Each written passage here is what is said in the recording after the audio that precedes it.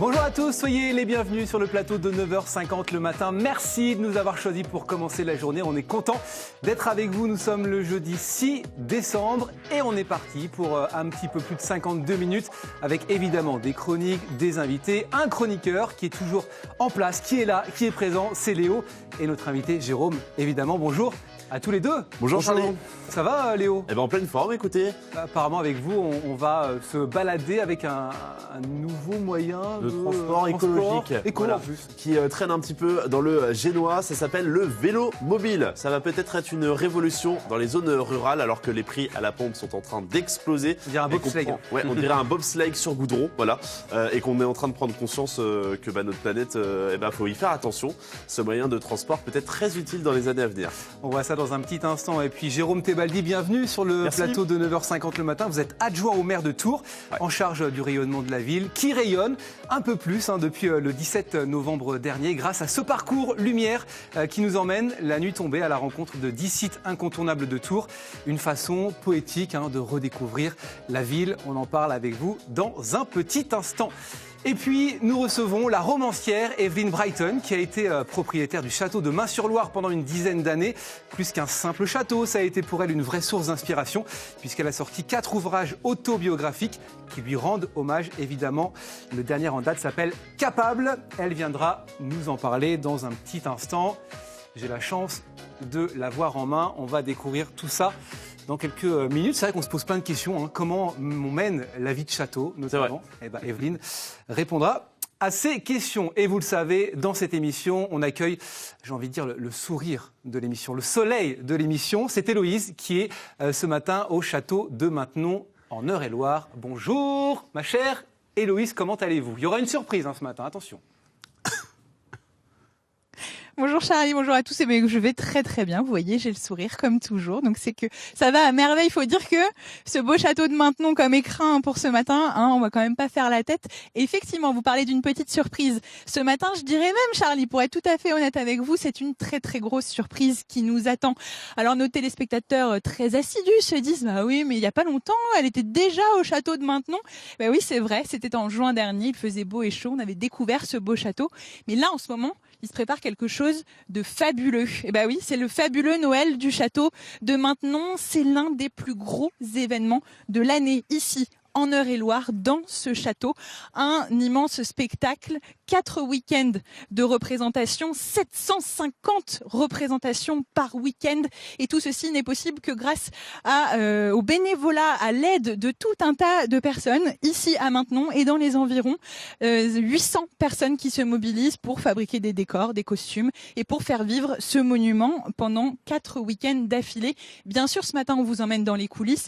Bien sûr, on va vous montrer tout un tas de choses. Et bien sûr, ici, c'est déjà Noël. Et ça, vous savez que ça me fait vraiment plaisir. On le sait, effectivement, Héloïse. On a hâte de découvrir tout ça avec vous ce matin. À tout de suite.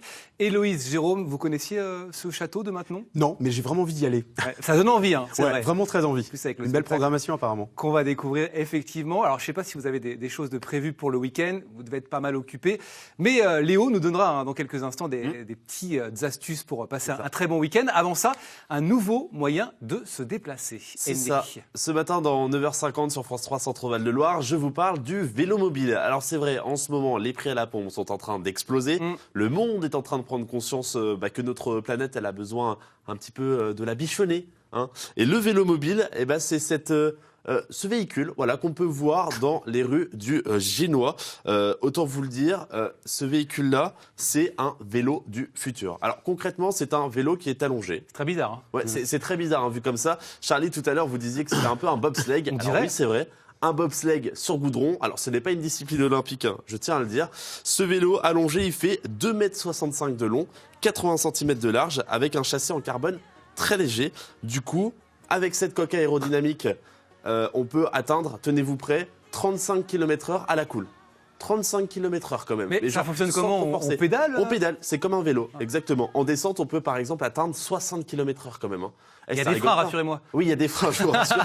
Imaginez, vous avez la possibilité de vous faire flasher en ville. Ah oui, non, mais c'est possible. Bon, alors, en descente, 60 km/h. En montée, par contre, c'est tout autre chose, évidemment. C'est le principe d'un vélo. Vous utiliseriez ce genre de vélo, Jérôme, Écoutez, pour vous il faut déplacer? essayer, comme on dit. Il faut essayer, j'en sais rien.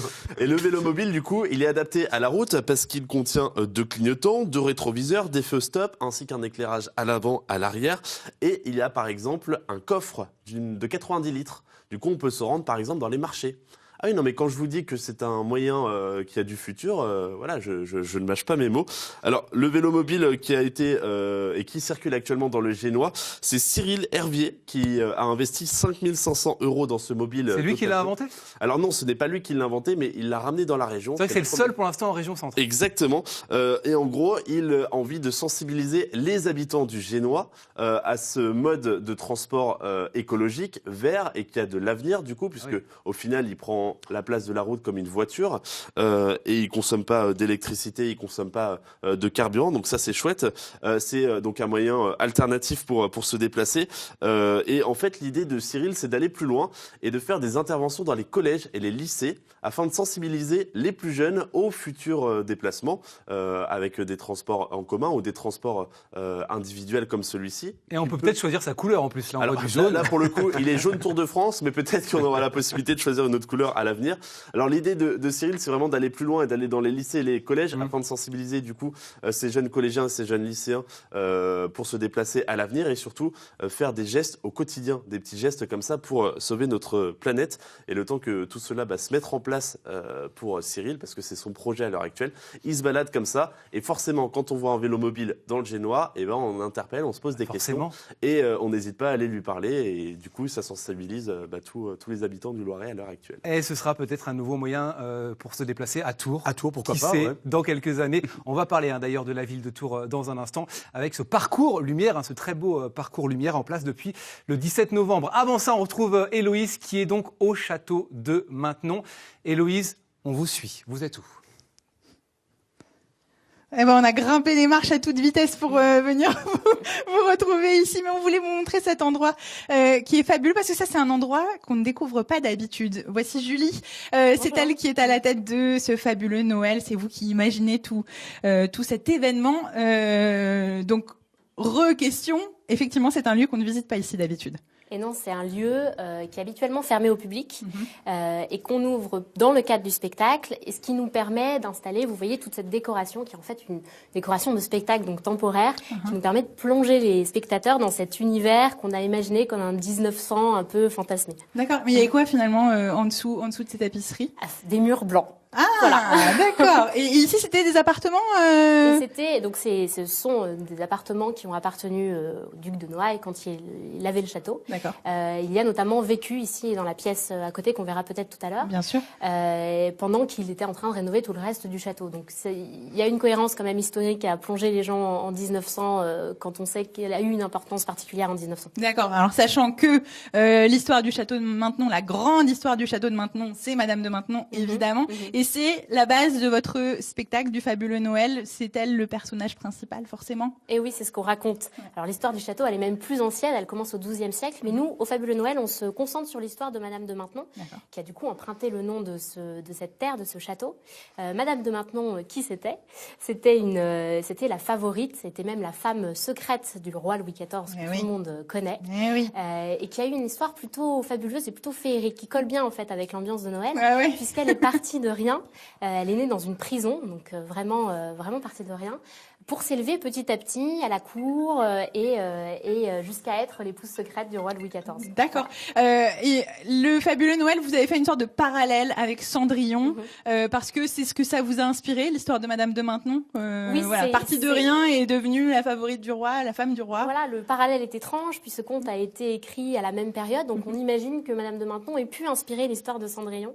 C'est une histoire qui touche les plus petits comme les plus grands. C'est ça. C'est bien joué finalement pour ce spectacle. 4 week-ends de spectacle.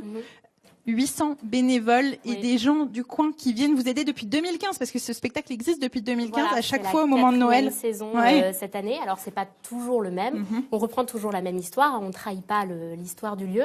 Et puis on change d'année en année quelques scènes, quelques façons de raconter.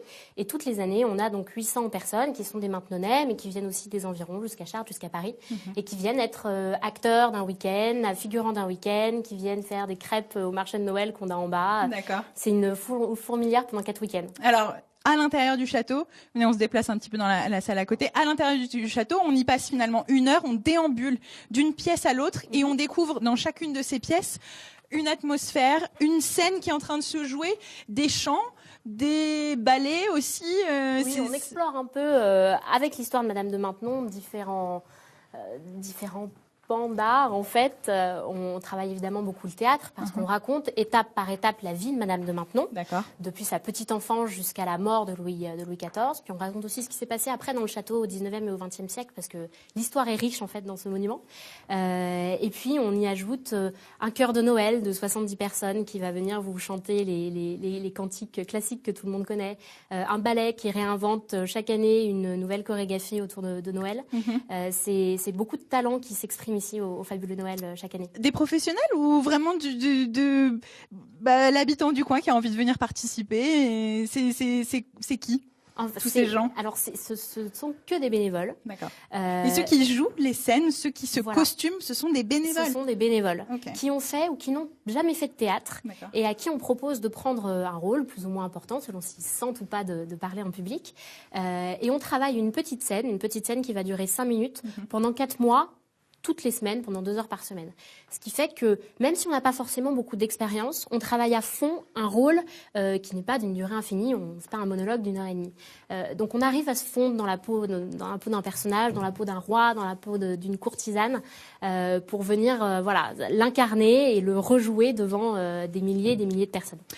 Moi, quand on m'a parlé de cet événement-là, on m'a dit c'est magique, c'est fabuleux, c'est un bel élan solidaire aussi, parce que c'est plein de gens qui se rassemblent pour participer. Et puis c'est surtout très difficile de venir parce qu'il y a quasiment jamais de place, tellement ça part très très vite. Pourtant il y a 750 spectacles, Oui, donc c'est énorme. On accueille chaque année 20 000 spectateurs. 20 000 sur 4 week-ends. C'est ça, en faisant rentrer des petits groupes de personnes, donc 25 personnes toutes les 10 minutes. Ce qui est assez magique ici, c'est qu'on a toujours l'impression qu'on joue pour nous, parce qu'on est dans un petit groupe et qu'il y a des centaines d'acteurs qui se mettent en action juste pour ce petit groupe-là. Mais en fait, au total, ça fait 20 000 spectateurs. Ouais. Et on a beaucoup de chance d'avoir cet élan territorial et cette petite réputation qui commence à se faire. Ce qui fait que oui, cette année, on a ouvert le 1er octobre et 8 000 places sont parties la première journée. Ouais. Donc on est très heureux pour les gens qui s'y investissent, pour nos 800 bénévoles. C'est aussi une marque de reconnaissance de la qualité du spectacle. Et ben justement, vos bénévoles, on va aller en voir quelques-uns. On a rendez-vous à l'Orangerie justement avec les couturières et celles qui s'occupent aussi des perruques. Vous allez voir, c'est vraiment un univers particulier. À tout de suite, Héloïse. C'est vrai qu'il y a plein de choses de mis en place pour Noël, donc au château de Maintenon, mais également à Tours. On en parle avec vous, Jérôme Tebaldi. Vous êtes adjoint au maire de Tours, en charge du rayonnement de la ville. Et depuis le 17 novembre dernier, un parcours lumière est visible tous les soirs à la tombée de la nuit jusqu'à minuit dans les rues de Tours. Parcours intitulé Vieux Tours, c'est un projet qui est né en 2016. Tout à fait, c'est un projet qu'a porté le maire actuel, Christophe Boucher. Et que j'ai la chance d'accompagner sur sa création. Le projet a comme objectif de la remise en valeur du patrimoine de la ville, mais pour l'instant sur ce premier plan, sur tout ce qui est Vieux Tours et ce qu'on appelle Martinopole. Donc la place Plumereau, je crois qu'en région centre, tout le monde la connaît. Je pense pour le coup, place de Tours. Personne l'appelle place Plumereau, mais place Plume. Voilà. Je fais un peu de pédagogie.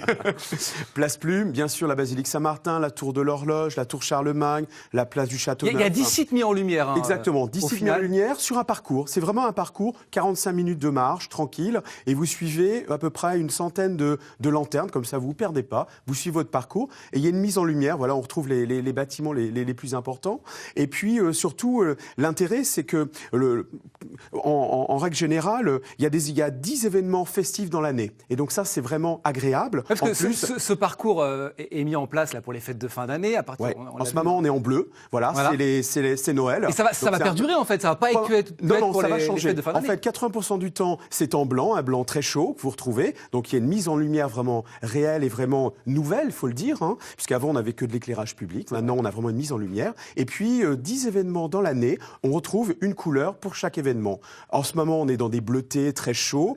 En fin d'année. Bon, c'est la magie de Noël. Voilà, c'est ça. Pendant 4 semaines. Et puis après, on retrouvera la Saint-Valentin, le 14 juillet, une soirée ou 2-3 soirées. Et puis pendant la saison vraiment touristique, pendant le mois de juillet et le mois d'août, Place Plume, il y aura le mercredi et le jeudi une surprise. Et là, vraiment, faudra venir voir. Alors, comment ça s'est passé, la mise en place de ces espaces lumineux ? Il y a un vrai scénario sur les sites en question. C'est un vrai travail en amont, ça aussi. Ah, tout à fait. Il y a un concepteur lumière, un concepteur artistique, suite à un appel d'offres public. Bien sûr, c'est un marché public, qui est de Touraine, d'ailleurs. On peut que s'en féliciter. C'est plutôt sympa, travailler avec des entreprises locales.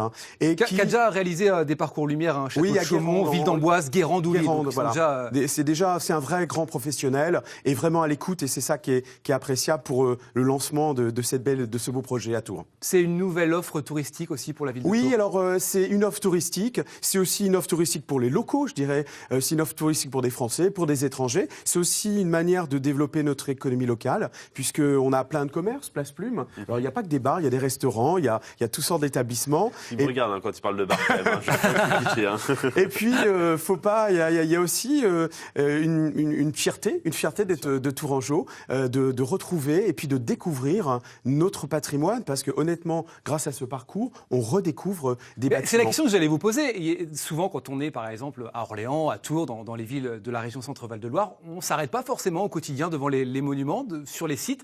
Là, la nuit, on peut découvrir des détails qu'on percevrait pas le jour ? Tout à fait, parce que avant on avait en gros des projecteurs, de la lumière sur les bâtiments. Maintenant, c'est des systèmes de LED qui sont posés sur les bâtiments et au niveau des points d'architecture très intéressants. Donc là, voilà, tout d'un coup, on se retourne et hop, on aperçoit quelque chose. Et c'est bien de se balader. Moi, j'encourage tout le monde à venir se balader. Ça dure 45 minutes. On peut le faire en famille, entre copains, et c'est vraiment un très bon moment de découverte. Même à la sortie du boulot avec des collègues, etc. Eh bien oui, ça peut être l'hiver, c'est à partir de 18h jusqu'à minuit, donc on a tout le temps. Et l'été, ça sera repoussé d'une heure. Oui, voilà, jusqu'à 1h du matin, puis ça commence un petit peu plus tard aussi. Alors, 800 points lumineux, 1 km de parcours, 10 sites illuminés, 100 lanternes d'éclairage public, 300 projecteurs d'images fixes et une consommation électrique divisée par 2. Très, très, très faible, puisque c'est un système de LED.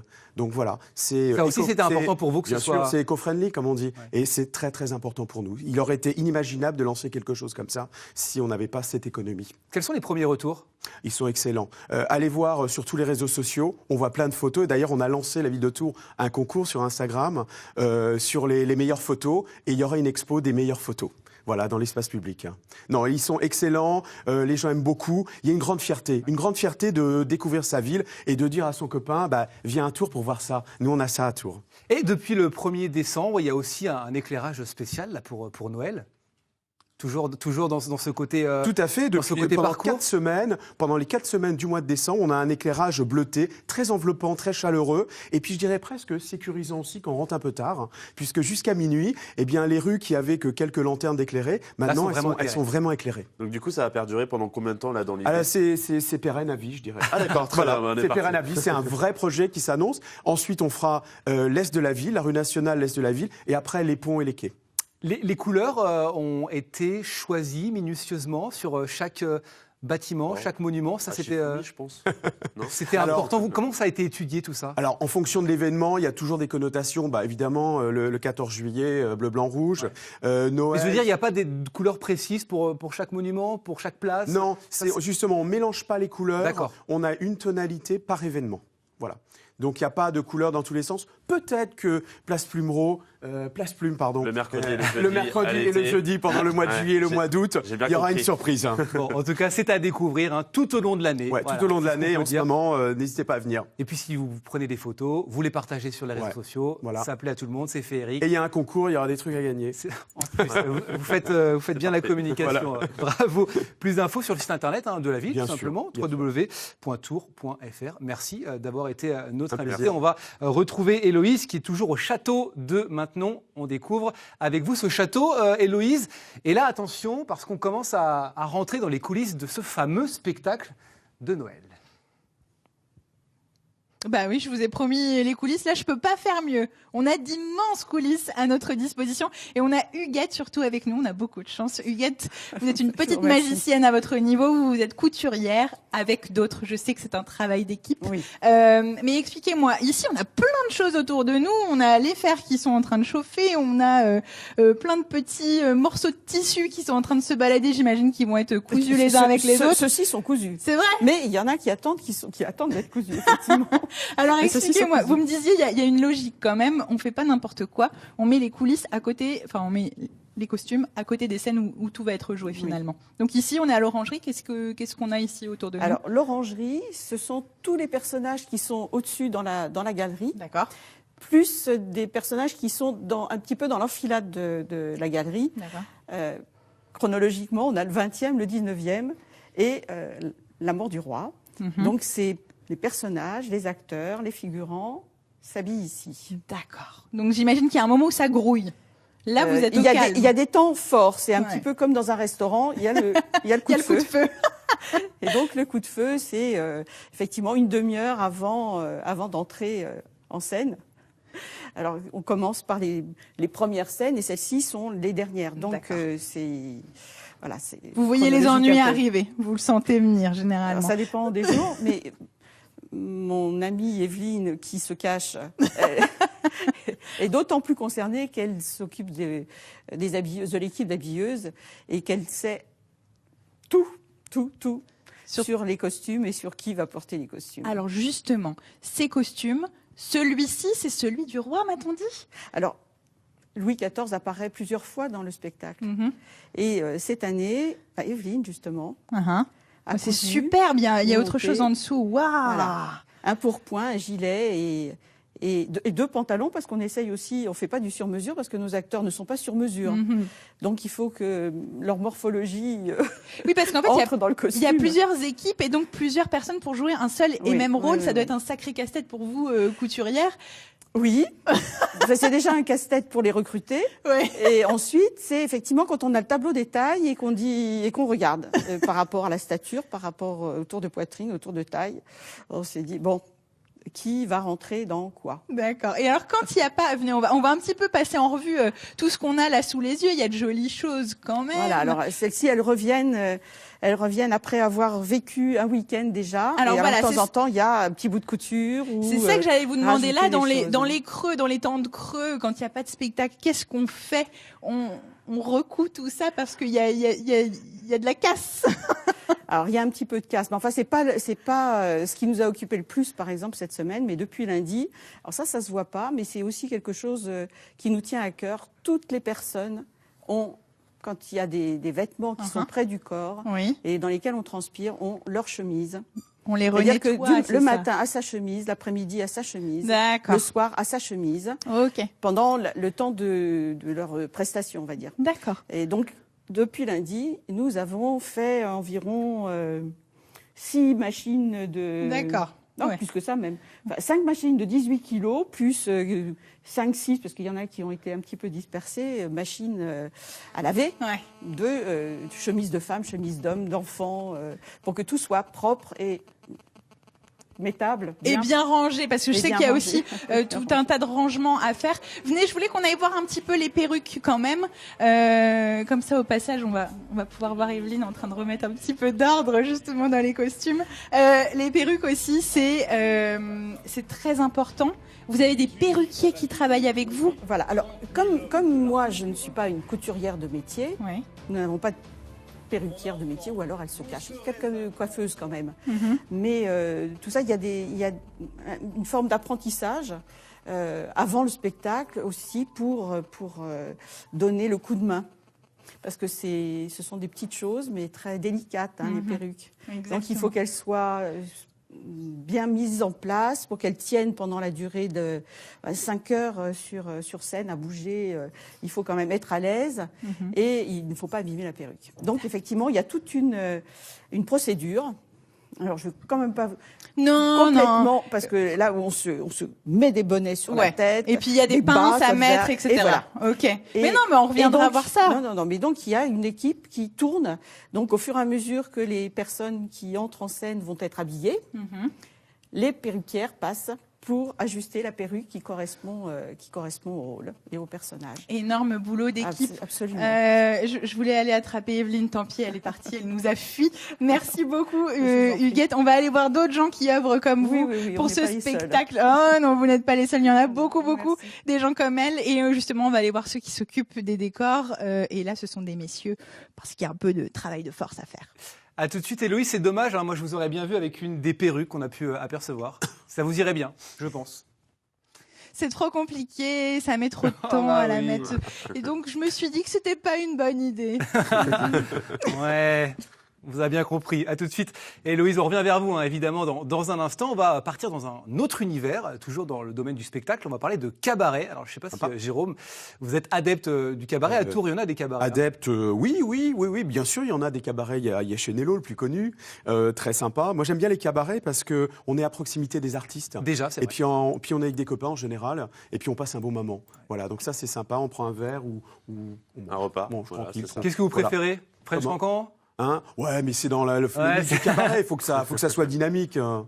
C'est ça qui est agréable. Justement, ce matin, on vous emmène dans le Cher à Menetou-Ratel, précisément dans le cabaret du Censeur-Roi, installé il y a maintenant 3 ans dans la région. On y retrouve évidemment tous les ingrédients du musical, du chant, de la danse, du live, de la magie et du French Cancan. Ça va vous plaire. Petite visite des lieux avec Pierre, le directeur. C'est parti.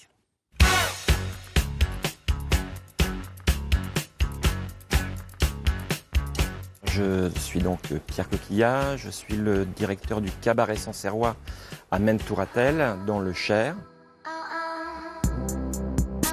Donc ça fait 2 ans seulement qu'on est installé dans la région. On a donc investi les lieux avec une équipe de 10 artistes. Et puis bien sûr le chorégraphe qui est également danseur, Alexander. On a choisi une politique de tarifs assez bas pour que ça ne devienne pas élitiste et que ça permette à des gens qui n'ont jamais eu la chance d'aller dans un musical de découvrir notre univers. Alors au début, la première représentation, on a eu les 3/4 du village. Ils sont venus donc à la première et ils ont découvert notre univers et là vraiment ils sont tombés sous le charme. Est-ce que vous êtes en forme, messieurs, dames, ce soir ? Il faut vraiment que le déplacement vaille le coup. Donc déjà, le spectacle commence dans l'assiette. On a donc la partie repas avec l'animation musicale avec notre chanteur et notre chanteuse. Et puis après le repas, on a les 2 heures de revue.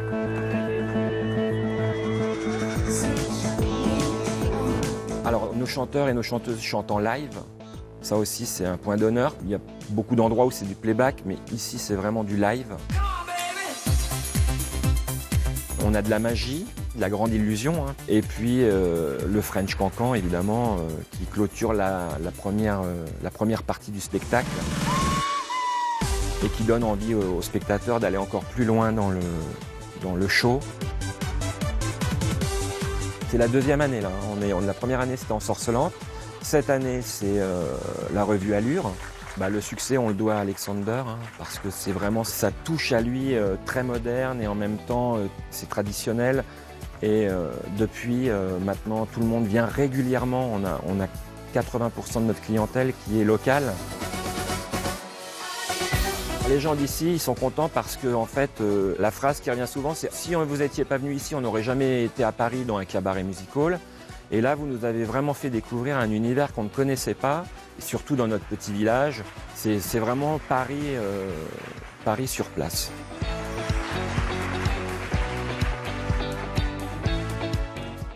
Et voilà, découverte donc du cabaret du Censeur-Roi. Ça donne envie, Jérôme, on parlait du cabaret, on parlait de ceux de Tours, il y en a bien sûr dans toute la région. Je trouve ça dingue que ce soit dans un hangar. Ouais. Ah bah généralement c'est le cas. Bah j'ai jamais visité de cabaret, donc il faut sortir, Léo. Bah, j'aimerais bien, mais voilà, j'attendais mon anniversaire pour vous l'offrir, Charlie.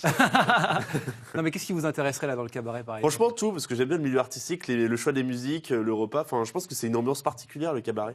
Voilà, donc j'ai hâte de découvrir ça. J'attends mon anniversaire avec Très bien, on a compris le message. Voilà, donc pour cette belle découverte du cabaret ce matin. Encore merci, Jérôme, d'avoir été à vous, notre invité. On rappelle le Lumière de Tours, faut pas l'oublier. On vous attend, c'est en ce moment. Évidemment, voilà, très bien. Et toutes les infos sur le site internet www.tours.fr.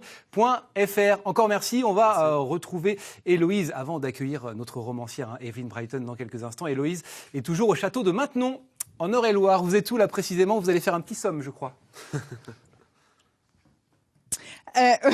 Exactement. En fait, j'allais vous dire quelque chose, Charlie. J'allais vous dire, vous savez, j'étais venue il y a 6 mois. Je pensais me repérer dans ce château. Je pensais bien le connaître. Et en fait, avec ce fabuleux Noël, je suis perdue. Ici, on est dans une salle où effectivement, on a un lit. Mais Philippe, il n'y avait pas de lit avant, rassurez-moi, je suis pas complètement folle. Il n'y avait pas de lit avant que vous arriviez. Ok, bon, ça va, ça va. Quelle est cette pièce dans laquelle on se trouve? Alors, c'est la mort du roi. Ouais. Enfin, on va pas tout vous dévoiler non plus, mais c'est la mort du roi. Donc, le roi est assis là et il va mourir dans son lit royal, avec un superbe deck que nous avons monté avec Philippe. Ouais, alors j'ai les deux Philippe avec moi, j'ai de la chance. Alors vous, c'est les bricolos de l'équipe. Voilà. On va dire ça. On va dire menuiserie, tout ce qui... Voilà, tout ce qui ne tient pas, on arrive en... on scotche et après ça marche. Non, on ne scotche pas, justement, on fait pour durer pour les prochaines saisons. Ah, ben voilà. Et donc ça, c'est votre œuvre, on est d'accord? Oui, ça a été remanié, quoi. Disons que nous l'avons remanié. D'accord. Alors on vous passe commande, comment ça se passe? On vous dit, voilà, cette année, on voudrait rajouter une scène avec le roi qui meurt dans un lit, et ce serait bien que vous fassiez ça? C'est exactement ça. Ouais. C'est Charles ou Julie qui arrivent et qui disent, voilà, le roi doit mourir ici, donc il faut faire un lit, un dais, vous vous débrouillez, il doit tenir comme vous voulez. Ok. Et il nous le faut pour demain. Ils vous disent pas, il nous le faut pour hier? Non, heureusement. Ça va. Ils sont sympas avec vous, finalement.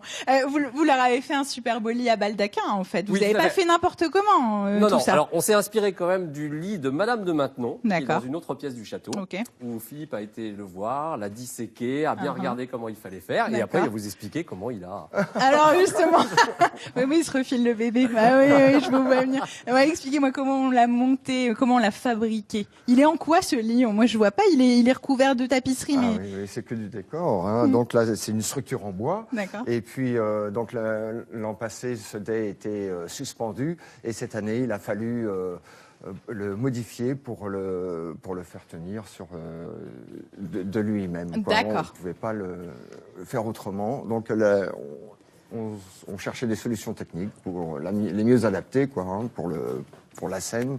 Et comment vous faites? Alors, vous faites des petites réunions entre vous? Vous dites, alors, comment on va faire ça? À savoir que ce lit, comme vous disiez, quand vous étiez venu la dernière fois, il n'était pas là. Non. Et dans 3 semaines ou 15 jours, il ne sera plus là. Mais oui. Ouais. Donc, ça veut dire qu'il faut aussi anticiper pour tout monter et démonter. D'accord. Donc, il faut vraiment réfléchir à ce que ça soit modulable. Ok, donc ça, c'est votre œuvre. Est-ce qu'on peut avancer un tout petit peu dans les pièces à côté? Parce que, en fait... Dans chacune des pièces, il y a des décors qui ont été rajoutés. Alors, on les distingue peut-être pas forcément, mais à chaque fois, il y a quelque chose. Vous passez combien de temps à faire ça? On passe au moins 1 mois et demi avant le début du spectacle. Ouais. Et puis, pendant le spectacle, on participe un peu tous les jours. Ouais. Et puis, pour ma part et pour celle de Philippe aussi, on joue. Donc moi, demain matin à 8h30, je joue ici le Duc de Noailles. Ouais. Et Philippe, ce soir, rentre chez lui, se change et chante dans la grande galerie. D'accord. Mais vous êtes multitâche, vous êtes polyvalent, vous êtes merveilleux. Tout ce dont on rêve. Vous êtes fabuleux comme ce fabuleux Noël. Exactement. Ouais, je suis d'accord. Merci beaucoup à tous les deux. Je voulais vous emmener dans d'autres pièces parce que si vous saviez les décors qu'ils ont fait, c'est fabuleux. Il y a plein d'époques représentées et c'est fait très sérieusement et vraiment parfaitement bien. A tout de suite, Héloïse, on vous suit, on revient vers vous dans un petit instant. C'est vrai que ça donne envie de découvrir un petit peu plus ce château de Maintenon. On va accueillir notre invitée, Evelyne Brighton. Bienvenue sur le plateau de 9h50 le matin. Vous êtes romancière et vous avez écrit Capable, qui est le 4e ouvrage. une sorte de saga avec en toile de fond le château de Mains-sur-Loire, hein, dans le Loiret.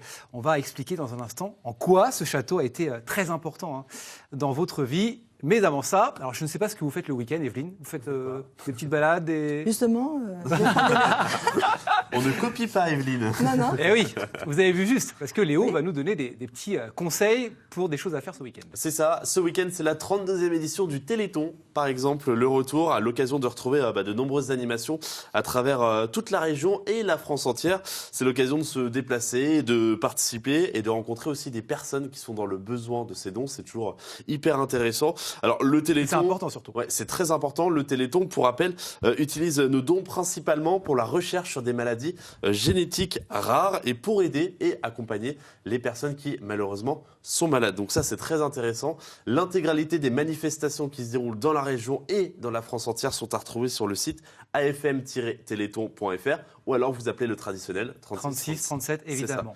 Sachant que la plupart des dons sont déductibles des impôts. Voilà, ça peut vous permettre de passer le cap et c'est pour la bonne cause. Et France Télévisions est mobilisée, bien évidemment, tout le week-end, hein, pour le Téléthon. Tout à fait. Noël, voilà, on change complètement de programme. Noël arrive et Noël s'installe au château de Blossé, Vignoux sur Barangeon, direction le Cher. Du coup, dans le joli château de Blossé, vous allez pouvoir ce week-end et le week-end prochain profiter de la magie de Noël qui s'empare des lieux de ce château du XVIIIe siècle qui a été pour l'occasion entièrement redécoré à l'occasion des fêtes de fin d'année. Les enfants vont par exemple pouvoir rencontrer Saint-Nicolas en personne. Ça, c'est plutôt chouette. Apprécier des contes également fantastiques qui seront racontés tout au long de l'après-midi. Et bien sûr, se faire maquiller. Autant vous dire que c'est parfait. Ça va plaire forcément aux enfants. C'est ça. Vos enfants, vos petits-enfants vont être ravis. L'intégralité des infos est à retrouver dès maintenant sur châteaudeblossé.com. Evelyne, Noël, c'est important pour vous aussi, j'imagine. Oui, moi vous avez fêté le premier Noël d'ailleurs au château de Mains-sur-Loire. Hein. C'est vous qui l'avez lancé. Hein. Oui, tout à fait. On va en parler dans un petit instant. Il y a eu plein de choses, hein, dans ce château. On a envie de découvrir ce que vous avez vécu, hein, dans ce château de Mains-sur-Loire. Vous connaissez les frères Taloche ? Oui. Non. Bah oui, ça fait des années qu'ils... Exactement, ils ont fêté leurs 20 ans de carrière, mais c'est pas pour autant qu'ils ont atteint l'âge de la raison, et ils l'assument entièrement. Le duo belge... Ils sont géniaux. Ouais, c'est ça. Le duo belge tant adoré des Français s'est mis au théâtre, après avoir cartonné durant des années en réalisant des sketchs un peu partout en Europe. Et le théâtre, mine de rien, ça leur va très très bien, avec cette pièce intitulée Les Caves, une pièce extravertie avec des rebondissements impressionnants et des personnages qui sont en perpétuelle évolution. Du coup, une chose est c'est que vous allez les adorer sur scène si vous les avez adorés dans le sketch. Du coup, ils sont dans la région. Demain, vendredi 7 décembre, à la salle des fêtes de Neuilly-les-Bois. C'est dans l'Indre. Et les dernières places se trouvent dès maintenant sur valdelindrebrenn.com. Merci beaucoup, Léo. C'est l'heure de la French Touch. Hein, vous le savez, Marc Toesca revisite et nous refait découvrir surtout les régions, nos régions, grâce à la chanson française. Direction le nord de la France avec... Pierre Bachelet, évidemment. Au nord, c'était les corons. Corons, regardez. Salut les petits clous, c'est Marc Toesca. Je vous propose d'appuyer sur la French Touch. Aujourd'hui, direction le nord de la France avec Pierre Bachelet. Au nord, c'était les corons. La terre, c'était le charbon. France, été 82. Les Bleus de Platini vivent une folle épopée au mondial espagnol qui se finira tragiquement à Séville face à l'Allemagne. Et en France, le refrain sur toutes les lèvres est celui de Pierre Bachelet, Les Corons. Un hommage aux mineurs de fond du Nord. Il y a longtemps que j'avais envie de faire une chanson sur le Nord. Et puis, elle a été un peu plus axée sur les mythes. Pierre Bachelet, qui vient de connaître un succès colossal avec sa chanson Elle est d'ailleurs, achève l'enregistrement de son nouvel album. Alors qu'il doit rendre les titres à son label, il se dit qu'il lui manque une chanson. La dernière nuit d'enregistrement, il compose Les Corons sur un texte de son compère Jean-Pierre Lang, originaire du Nord comme lui. En catastrophe, au tout dernier moment, tout le monde est invité à faire les chœurs, y compris le facteur qui débarque au petit matin, courrier à la main. Au nord, c'était les corons.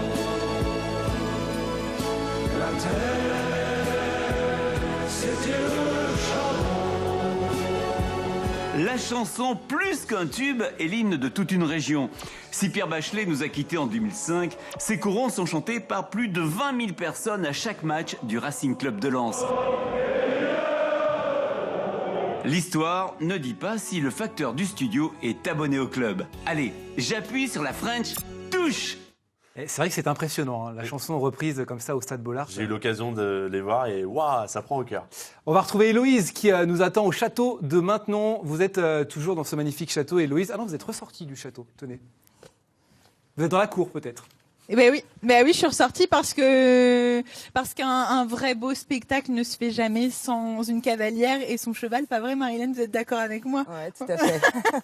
Surtout un spectacle historique. Bah oui, voilà. Oui, exactement. Et à cette époque-là. Voilà, vous êtes des du Haras de la Croix. Haras de la Croix. À Saint-Martin-de-Nigel. Donc juste à côté, vous, c'est votre première année de participation. Vous êtes venu avec votre compagnon, comment il s'appelle? Patou. Oui. Impeccable. Son vrai nom, Patrick. C'est ça. Et c'est son petit surnom, Patou. Voilà, tout à fait. Ok. Alors, qu'est-ce qui fait que vous vous êtes dit, tiens, je vais participer au Fabuleux Noël, moi, cette année? Eh bien, écoutez, je ne connaissais pas du tout puisque je suis arrivée dans la région au 1er septembre. Ouais. Et en fait, par un concours de circonstances, Denis m'a téléphoné. Il a eu mes coordonnées. Il m'a téléphoné et il m'a demandé si ça m'intéressait que je vienne avec quelques-uns de mes chevaux pour le spectacle. Ouais. Et puis donc on s'est rencontrés, on a discuté, on a mis un petit peu tout ça en ordre. Okay. Et puis ça s'est fait comme ça tout simplement. Et comme je suis juste à côté, du coup j'amène mes chevaux le matin. Ils tournent, puisque c'est quand même sur toute une journée quand même le spectacle. C'est quoi votre rôle dans le spectacle? Alors je gère le pôle cavalerie. D'accord. Sur les 3 derniers week-ends.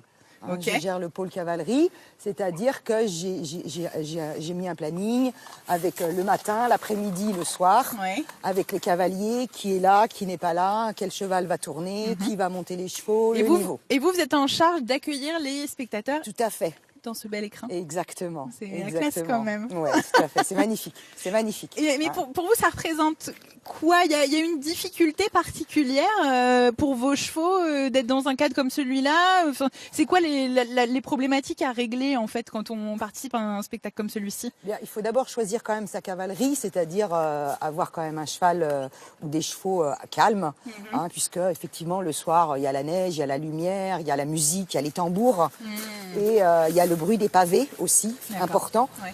Il y a les pavés glissants. Il y a des petits enfants qui hurlent. Non, ça, puis même c'est bien cadré.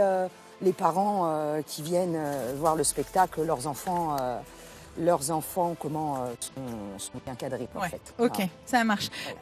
Donc vous me disiez quand même que ce sont des plages de spectacle qui durent 5 heures. C'est énorme quand même pour un animal de devoir le mobiliser sur autant de temps, etc. Oui, c'est pour ça qu'il faut un cheval assez froid, ce qui s'appelle un cheval froid, c'est-à-dire un cheval calme, qui chauffe pas, qui se met pas à piaffer et à danser sur place, et qui soit capable dans sa tête de faire les allers-retours. Donc ils en font à peu près 40. D'accord. Entre 40 et 50. Et alors vous faites quoi? Vous arrivez par ce porche, on va se rapprocher un petit peu. Vous arrivez par ce porche et j'imagine que vous utilisez cette belle calèche qui est ici en plein milieu de la cour. Oui. Qu'est-ce que vous venez... Donc là, c'est les pages qui sont tout autour, plus Cendrillon qui est dedans. Ouais. Et donc nous, on va accueillir donc les gens jusqu'au portail. D'accord. Ensuite, on va se placer, parce qu'en fait, on ne pouvait pas le faire avec le carrosse attelé, il est trop fragile. Donc on va se placer devant le carrosse, donc on est 2 chevaux. On va se placer devant le carrosse comme si le carrosse était attelé, en fait. Et puis ensuite, les gens... écoute le laïus qui se fait aussi 40 fois par jour, par session. Et ensuite, monte par la petite porte qui est là. D'accord. Et ensuite, nous, on repart. C'est ça. Au portail pour accueillir les gens. Voilà. Bon, et alors, c'est quoi votre ressenti par rapport à tout ça? Ça vous fait quoi de participer à ce projet? Ah, c'est génial. Moi, je trouve ça génial parce que il faut des gens comme ça qui font des spectacles. Alors, il y a aussi toute la partie historique qui est quand même bien retracée, qui est quand même importante. Et puis, le fait d'y participer, c'est un plus aussi pour ma notoriété, faut le dire. Ouais. Et puis, ça apprend aussi à mes chevaux à sortir de leur cadre, même s'ils font des concours, mais à être vraiment dans un autre cadre, et puis seulement marcher pendant 5 heures. Ouais. Et donc c'est aussi un plus pour eux et pour nous aussi, l'organisation. On voit tous les gens qui arrivent, qui repartent. Non, c'est super. Et vous les voyez avec le sourire? Oui. Ouais. Ah oui. Ouais. Surtout quand ils ressortent. Surtout quand ils ressortent, ils sont vraiment, ils ont le sourire. Enfin bon, c'est vraiment très très sympathique comme projet. Ouais, comme Bon, projet. super. On a les menuisiers qui sont en train de réattaquer. Merci beaucoup, Marilène. Je vous rends l'antenne. Je sais pas comment terminer, si ce n'est en faisant une grosse papouille à Patou, mais je sais pas s'il a l'air très disposé. Si. C'est ce que j'allais vous dire. Faites un gros bisou à Patou. On arrive, Héloïse, on revient vers vous dans quelques minutes. En attendant, évidemment, on parle de cet ouvrage. C'est votre 4e livre, Evelyn Brighton, qui s'appelle Capable, la suite d'une saga. Finalement, vous avez déjà sorti 3 ouvrages autobiographiques. Le premier, Je m'absente. Le deuxième, Un jour auquel je ne m'attendais pas. Et le 3e, Et si c'était arrivé, avec en toile de fond le château de Main-sur-Loire, parce que vous avez vécu au château de Main-sur-Loire une dizaine d'années. Qu'est-ce qui représente ce château de Main-sur-Loire qui est dans le Loiret, pas très loin d'Orléans? C'est comme une famille. Ça fait partie de vous? Oui. Vous êtes rentré dans le château en 2000, vous y avez vécu 10 ans. Pourquoi ce château et pas un autre? Comment vous l'avez découvert? C'est le destin. Le destin? Oui. Et pourquoi? Vous vous êtes baladé à côté du château? Oui, un coup de cœur, au départ. Et je le voulais, je l'ai eu. Ah mais ça se fait pas comme ça. Vous avez dû rencontrer le propriétaire à l'époque du château. J'ai rencontré le propriétaire. Il n'était pas en vente, le château de Main-sur-Loire. Parce que je m'absente, c'est le moment où vous partez du château. On comprend que c'est un déchirement pour vous. Non, je vais faire les courses. Vous allez faire les courses pour vous, parce que pour vous, vous l'aurez, ce château, dans quelques années. C'est ça. Ce château, il fait toujours partie de vous aujourd'hui. Vous y habitez plus? Oui, mais je connais beaucoup. Mais comment on vit dans un château par rapport à un appartement ou une maison? Moi, ça m'intrigue. Je sais pas, il y a une façon de vivre complètement différente. C'est ce que vous racontez. On ne vit pas vraiment dans le château, c'est les gens qui viennent qui vont vivre dedans. Parce que nous, on a nos petits appartements. D'accord. Et puis ensuite, on est là. Vous allez venir travailler ici. Nous, on travaille là-bas. C'est un lieu de travail, en fait. C'est ce que vous expliquez dans les différents ouvrages. On se rend compte que vous rentrez au château. Vous découvrez un château qui est dans un état. D'ailleurs, il est dans quel état quand vous y arrivez en 2000? Il n'y a qu'une dizaine de pièces, de 12 ou 14 pièces qui se visitaient, avec la pièce sur la gauche qui était dans un état, puisqu'on rentrait même pas à 3 mètres. En fait, on a refait tout l'accueil, on a fait à peu près tout ce qu'il y avait à faire pour que les gens puissent graviter un petit peu partout. Mais et vous l'avez restauré? On a ouvert une 40aine de pièces. Mais oui, obligé, puisqu'ils ne pouvaient pas rentrer dedans, les personnes. Mais vous l'avez restauré toute seule avec Ah non, en famille. À famille, il y a beaucoup d'amis. Beaucoup d'amis, de bénévoles, amis. Château important pour vous, puisqu'il a, on le comprend d'ailleurs dans les ouvrages, il a vu grandir aussi et naître vos enfants surtout. Les petits. Les petits, ouais. Ma fille avait 43 et mon fils 39, donc c'est les petits-enfants maintenant, 14, 10, et puis la petite dernière, 5. Vous parliez de bénévoles qui venaient... Des amis bénévoles, oui, qui venaient aider. Rencontrer. Oui, il y avait même des bains du noix. Quand on a refait toutes les salles de bain à travers le temps, ils venaient avec leur cabane nous amener des petites tomates, là où il en manquait, puisqu'en fait, on a remis chaque chose à sa place, en fait, quand le château avait été pillé. Vous avez baptisé d'ailleurs ce château, le château à 2 visages. Oui. Pourquoi? Parce que vous avez la partie médiévale qui est 12e, voilà, là, tout le côté nord, et de l'autre côté, vous êtes 18e, tout est rose, l'architecture est 18e. Voilà. Quel souvenir vous gardez de cette installation dans le château? Parce que vous l'expliquez d'ailleurs dans les ouvrages. Vous rencontrez ce propriétaire qui s'appelle Francis, qui essaie de vous vendre le château, mais finalement il n'est pas très sympa parce qu'il vous explique qu'il essaie de vous dégoûter un peu de l'acheter en fait. Non, c'est quand on est arrivé qu'il a eu l'argent qu'il a essayé de nous dégoûter pour qu'on reparte plus vite. Ah ouais. C'est pas pareil. Et il vous a dit quoi par exemple? Il a fait des choses. C'est dans les livres. Alors, je suis obligé de dévoiler un petit peu parce qu'il faut donner envie aux téléspectateurs de découvrir les autres livres au fur et à mesure. Alors vous dites, avant de nous quitter, il me donne une information consternante. Selon ses dires, des ossements qui se trouvent à même le sol dans les souterrains seraient son œuvre. C'est lui qui les aurait récupérés dans un cimetière en mutation, pour les mettre et pour finalement faire peur au public. public. Pour amuser les personnes, mais je pense qu'on peut amuser par d'autres moyens maintenant, la scénographie, les effets spéciaux que mon fils avait mis en place un peu partout dans le château. En fait, tout était sonorisé, tout a été revu et fait par le fils. Les os, c'est l'information qu'il vous a donnée, mais elle s'est avérée vraie? Oui, complètement. C'était les ossements des Macs du Noir. Ah ouais. Ok, très bien. Mais qui n'appartenait pas du tout au château. Ah non, pas du tout. Non, pas du tout. Ça, c'est des anecdotes qu'on découvre. Alors, mon fils a mis des effets spéciaux, de la scénographie. En fait, il a fait des choses beaucoup plus drôles. Et quand vous avez essayé quand vous l'avez réaménagé, vous êtes aidé, je ne sais pas, des historiens et autres pour leur mettre au goût du jour. Ouais, c'est ça. Avec Frédéric Aubenton, nous avons beaucoup été aidés par les monuments historiques. Bien sûr. Alors en 2010, Vous quittez le château, c'est un déchirement, forcément, vous le dites, hein, il fait partie de votre vie. Ça aussi, on le découvre, hein, le jour que je ne m'attendais pas. C'est le titre de votre deuxième. Et ensuite, qu'est-ce qui se passe une fois que vous quittez ce château? Qu'est-ce qui se passe? Qu'est-ce qui se passe? Quel est votre état d'esprit? Vous avez envie de revenir dans ce château? C'est l'un des... Déjà, j'ai voulu écrire pour donner des explications à beaucoup de personnes, parce que pour moi c'est très important. Qui vous a incité à écrire? Le public. Pourquoi?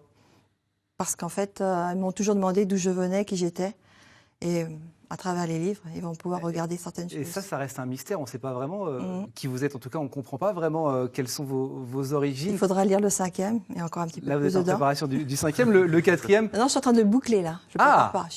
Vous prenez beaucoup d'avance. Capable de quoi? De tout. Vous partez en Écosse hein, dans celui-là? Oui, en Écosse du Nord. Pourquoi? Je vais à Balmoral, je suis invitée. Simplement, mais il n'y a pas une volonté de découvrir quelque chose en allant en Écosse? Ah ben bien sûr que si, il faut lire. Je sais qu'il ne faut pas trop dévoiler. Mais toujours par rapport à vos origines, on ne sait pas vraiment vous-même, vous parlez, est-ce qu'il y aurait du sang royal de votre côté? C'est aux personnes de juger par rapport à ce qui est marqué. Et vous, de votre côté? Parce que vous le dites, hein, on lit, hein, tout a commencé par ces 2 baptêmes, d'où émane un secret inscrit dans le registre des naissances à l'évêché. Une enfance quelque peu mouvementée, à la rencontre impromptue de la noblesse, jusqu'à la découverte des photos familiales de la reine Élisabeth II d'Angleterre. Mais j'ai pas été les voir, c'est eux qui sont venus me voir. S'il ne fallait pas que je le sache, ils ne seraient pas venus me voir. Qui est venu vous voir? Il faut le lire. Mais nous, ça nous intéresse. Qui est venu vous voir? Il y a même le nom dedans. Faut voir. Oui, c'est dedans. Bon, c'est marqué. En tout cas, ça donne envie d'en savoir un peu plus sur ce château de Main-sur-Loire. On y découvre évidemment des anecdotes. C'est votre vie finalement, oui, tout à fait. Ces 4 romans. Oui, complètement. Voilà, n'hésitez pas, ils sont disponibles aux éditions Baudelaire. Merci beaucoup. Merci à vous. Merci à vous. Nous avoir un peu aiguillé dans votre parcours. On va retrouver Héloïse. Alors on parlait de château, forcément ça vous intéresse. Château de Maintenon. Et Héloïse, vous nous donnez les infos pour venir au spectacle au château de Maintenon. Oui, alors je voulais surtout vous dire que ici, cette superbe galerie dans laquelle on se trouve, c'est là que se déroule le final du fabuleux Noël du château de Maintenon. Donc forcément, on devait terminer cette émission ici en vous disant effectivement qu'il y a quelques rares billets qui restent pour le spectacle, mais c'est quasiment plein en fait. Donc si vous avez loupé votre tour cette année, n'hésitez pas à retenter votre chance l'année prochaine, parce qu'il y aura un autre fabuleux Noël au château de Maintenon, et il y en aura grâce à toutes ces personnes. Et ça, c'est un tout petit échantillon de tous ceux qui contribuent au succès de ce très très beau projet. Voilà, il y a un site internet que j'ai dû normalement vous indiquer, noelmaintenon.fr. Il y a toutes les infos. Vraiment, n'hésitez pas. Et sachez aussi que vous pouvez venir, je crois, en journée, visiter un petit peu les coulisses du château de Maintenon, si jamais vous ne pouvez pas venir au spectacle. Les spectacles, je le rappelle, vendredi soir 19h minuit, samedi dimanche 9h minuit en continu. C'était formidable, hein. Merci beaucoup Héloïse, on a pris énormément de plaisir à vous suivre ce matin. Est-ce qu'il reste des places pour pouvoir jouer dans le spectacle?